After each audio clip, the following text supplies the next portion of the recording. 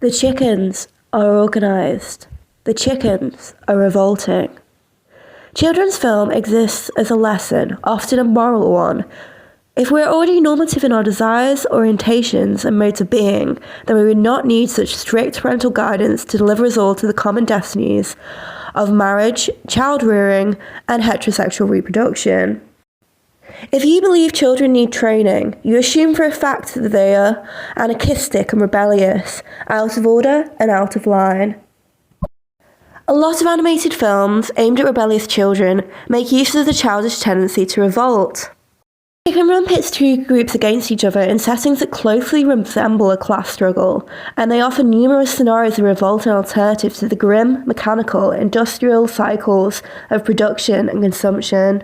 So how did this anarchist narrative find its way into children's entertainment? Chicken Run makes subtle as well as overt connections between communitarian revolt and queer embodiment, and therefore articulates, in ways that theory and popular narrative isn't, the sometimes counterintuitive links between queerness and socialist struggle. While many Marxist scholars characterise and dismiss queer politics as body politics or as simply superficial, these films recognise that alternative forms of embodiment and desire are central to the struggle against corporate domination. The queer is not represented as a singularity, but as part of an assemblage of resistant technologies that include collectivity, imagination, and a kind of situationist commitment to surprise and shock.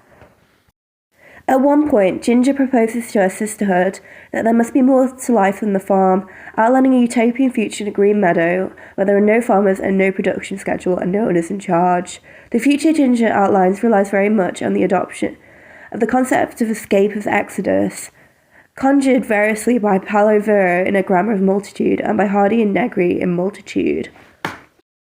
The transition from feudalism to industrial capitalism frames a life and death story about rising up, flying the coop, and creating the conditions for escape from the materials already available.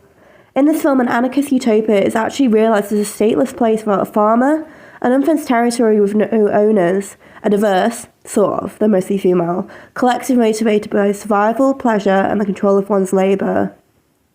They find their way there by eschewing a natural solution to their imprisonment, flying out of the coop using their wings, and engineering an ideological one they must all pull together to power the plane they build.